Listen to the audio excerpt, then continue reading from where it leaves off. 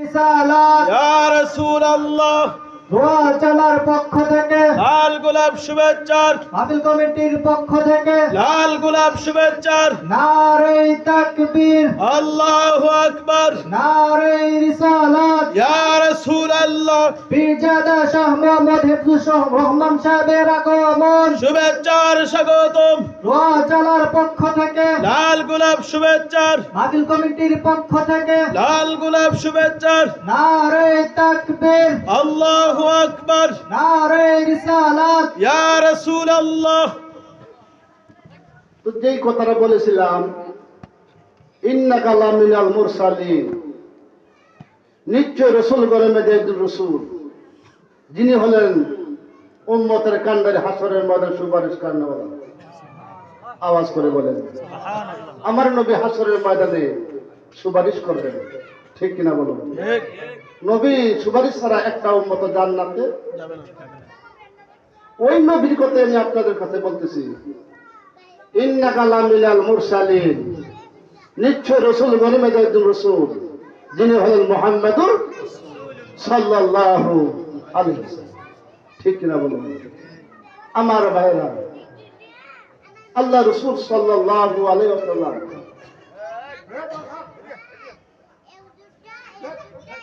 আল্লাহ রসুল সাল্লাল্লাহু আলাইহি ওয়াসাল্লাম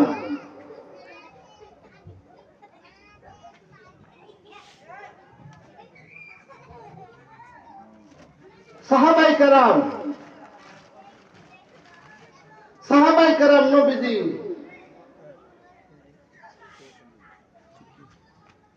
নবীজি বসা, সাহাবায়ে কেরাম বসা। কিছুক্ষণ পরে একজন সাহাবায়ে কেরাম কাঁদতে কাঁদতে নবীদের কাছে আসলো। কাঁদতে কাঁদতে আসলো নবীদের কাছে। এমন কান্না, চোখের পানি ফালাইয়া রোনা আদায় করতেছিল। আল্লাহ নবী জিজ্ঞাসা করলো, সাহাবায়ে কেরাম কেন তুমি কান্নাকাটি করতেছ? ওই লোকটা বলেছেন,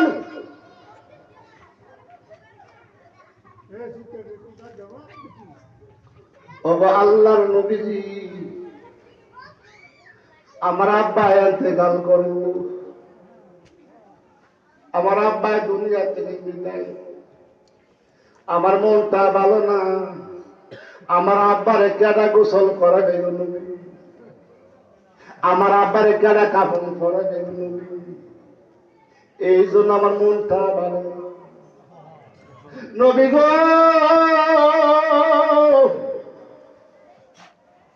আমার আব্বা দুনিয়া থেকে বিদায়, আমার আব্বারে কেডা গোসল করাবে, কেডা কাফন করাবে?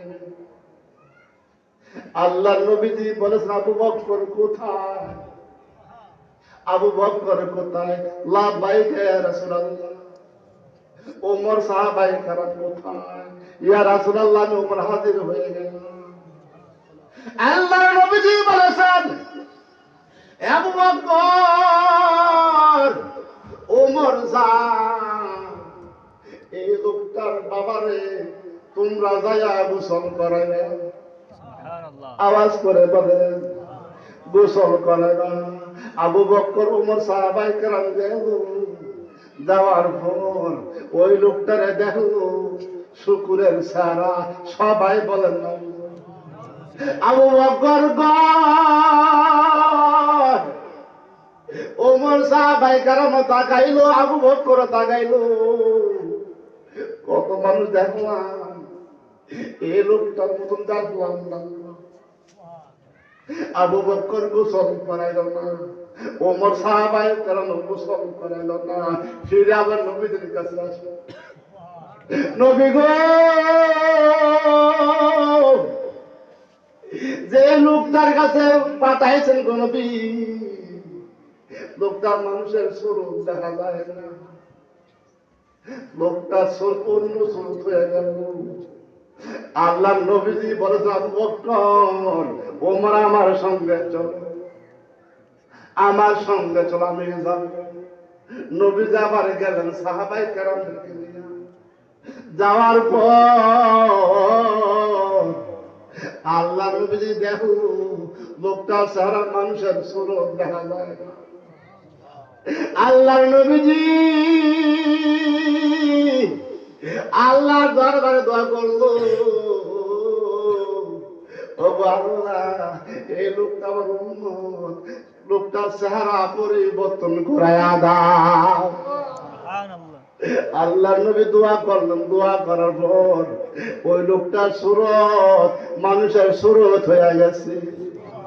আল্লাহ নবী কাবু আকবর, এখন তুমি গোসল করায়া দাও, এখন তুমি গোসল করায় দাও। দুজন গোসল করাইলেন, এবার কাফন পরাইলেন, কাফন পরানোর পর এবার কবরস্থানে রওনা করলো, কবরস্থানে রওনা করলো, এবার কবরের মধ্যে রাখলেন, রাখার পর আগের মতো সুরত হয়ে গেল, আগের মতো সুরত হয়ে গেল, শুকুরের সুরত।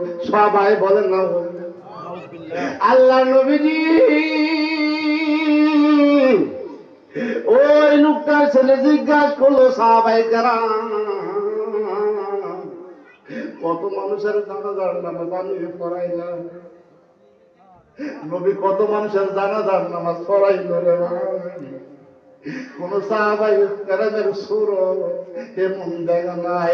ওই পিতার সন্তান জিজ্ঞাসা করলো, হে পিতার সন্তান, তোমার আব্বা দুনিয়ার মধ্যে কি কাজ করলো?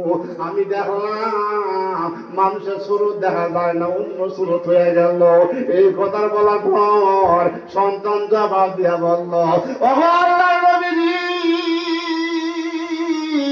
জানাইয়া দিল, আমার আব্বাই ফজর নামাজ ঠিকমতে পড়ে না। এমন আছে না নাই? আরে এমন আছে না নাই? এরে মুসলমান হাতে ধরে বলে যায়, রে বাবা নামাজ ছাইলেন না, নামাজ ছাড়লে কবরের মধ্যে শাস্তি। সুরতরা এরকম থাকবে না রে বাবা, ঘুরাইয়া দিবে আল্লাহ। আল্লাহ গো বান্দা 5 ওয়াক্ত নামাজ পড়ো, আমি আল্লাহ তোমার কবরটার আলো করিয়া দেব। আমার আজকে ওই নবীর উম্মত হয়ে নামাজ ছাইরা দিলাম, কথা কোন না আপনারা? নামাজ ছাইরা দিলাম, আমার নবী নামাজ ছাড়ে নাই, আমার নবী নামাজ ছাড়ে নাই, আবু বকর নামাজ ছাড়ে নাই, উমর সাহাবায়ে কেরাম নামাজ ছাড়ে নাই। আর ওই নবীর উম্মত হয়ে কেমন আযান দেওয়ার পর মসজিদের মধ্যে প্রবেশ করি না রে বাজান? এরা নবীর উম্মতের দল, আমরা তো নবীর সম্মান করতে বুঝি না, সম্মানও জানি না। এরা বাজান আল্লাহর প্রতি আল্লাহর হুকুমগুলা মানবেন, নবী তরিকার মতন চলবেন। হাসরের ময়দানে উম্মতের সুপারিশ করিয়া আল্লাহর জান্নাতে নিয়ে যাবে। আর একটু জোরে বলেন, আজকে মানুষ হইয়া নবীরে ভালোবাসেন না, মহব্বত করেন না, ঠিক কিনা? আমার ভাইয়েরা একটু বোঝার জন্য বলতেছি রে বাবা, আল্লাহ নবী যে মসজিদের মধ্যে নামাজ পড়াইতেন, মসজিদের নববী, কি নাম?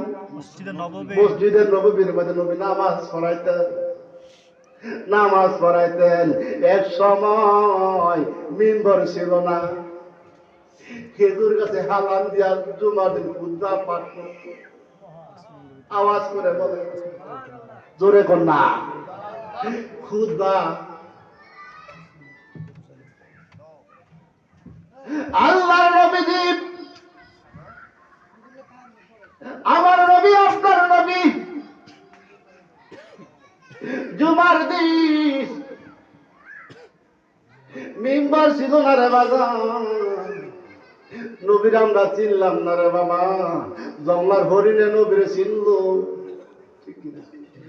জংলার হরিণে নবীরে চিনল। আর একটু আমরা চিনে দেয়া যায়, আল্লাহর নবীজি মসজিদের নববীর ভিতরে মিম্বার ছিল না, খেজুর গাছে হালান দিয়া মিম্বরে খুদা পাঠ করতো, খেজুর গাছ কালাম দিয়া খুদা দিত নবীজি। একজন সাহাবায়ে কেরাম আল্লাহ নবীজি বলেছে, ইয়া রাসূলুল্লাহ, আমার বাড়িতে একটা মেস্তুর আছে গো নবী, আপনি অনুমতি দিলে আমি একটা মসজিদের জন্য মিম্বর বানাবো, মিম্বর বানাবো। নবী আপনার অনুমতি চাই, আপনার অনুমতি চাই। আল্লাহ নবী যে বলবেন ঠিক আছে আমি অনুমতি দিয়ে দিলাম। ওই সাহাবায়ে কেরাম বাড়িতে গেল, যাওয়ার পর মেস্তুরে বলতেছে, মেস্তুর সুন্দর করে একটা মিম্বর বানাইও, সুন্দর করে যত্ন কইরো, সুন্দর করে বালিশ কইরো, এমন একটা মিম্বর বানাইবা যে মিম্বরে দাঁড়াইয়া আমার নবীজি খুদা দেওয়া শুরু করবে। আওয়াজ করে বলে এই কথা বলার পর আল্লাহ রাব্বুল আলামিন বেহেশত থেকে কাঠ পাঠাইলেন। আওয়াজ করে বলে বেহেশত থেকে কাঠ পাঠাইলো মিম্বর বানাইবার জন্য। সাহাবায়ে কেরাম মিম্বর বানাইলেন, এমন সুন্দর মিম্বর বানাইলেন, বানানোর পর মসজিদের মধ্যে নিয়ে গেল, মসজিদের মধ্যে নিয়ে গেল। যাওয়ার পর আল্লাহ নবী জুমার দিন মিম্বরে দাঁড়াইয়া খুতবা দিতেছে, খুতবা দিতেছে। দেওয়ার পর সাহাবায়ে কেরাম নামাজের শুরুতে বসা, ওই সাহাবায়ে কেরাম তাকাইয়া রইল, খেজুরটা কান্নাকাটি করতেছে, খেজুরটা কান্নাকাটি করতেছে। এর নবীর উম্মতের দল কয়দিন নবীর জন্য কাঁদবা, কয়দিন নবীর জন্য কাঁদছ, একদিনে তো নবীর জন্য কাঁদব নাই। কথাটা না কেন আর কথা বল না কেন, ঠিক কিনা বলে?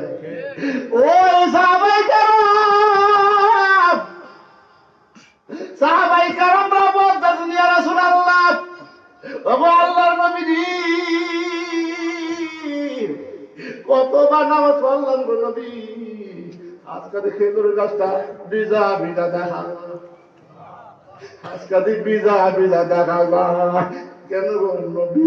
আল্লাহ নবী হাতটা রাখলেন গাছের মধ্যে, গাছের মাঝে হাতটা রাখলেন, রাখার পর আল্লাহ নবী জিজ্ঞাসা করলো, খেজুর গাছ কেন তুমি কান্নাকাটি করো? এমন কান্না রে ভাই, বাচ্চা যেরকম ভাবে কাঁদে, বাচ্চা যেরকম ভাবে কাঁদে এরকম ভাবে কান্না। আল্লাহ নবী গো, এই খেজুর গাছ কেন কান্নাকাটি করতেছো? কেন কান্নাকাটি করতেছো? কেন কান্নাকাটি করতেছো? আমার কাছে বলো, খেজুর গাছের জবান আমার আল্লাহ খুলিয়া দিল।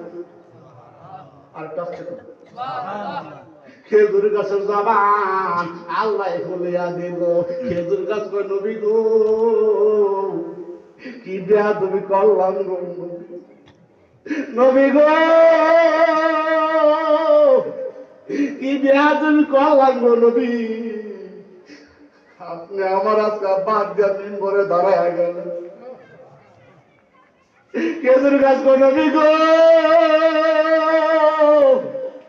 কি অন্যায় করলাম গো নবী, আজকে কেন আমারে বঞ্চিত কইরা দিলে, কেন আপনি আমার আজকে মারুফ রাখলেন, বিদায় কইরা দিলেন নবী গো।